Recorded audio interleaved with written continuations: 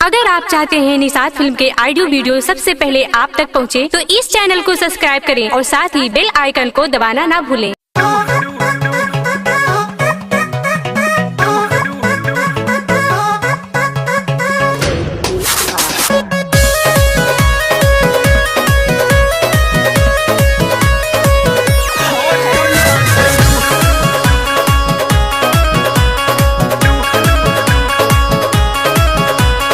रूपावा सवारी ले लू के सिया बिझार के चललू बजरिया में परफ्यूम मार के।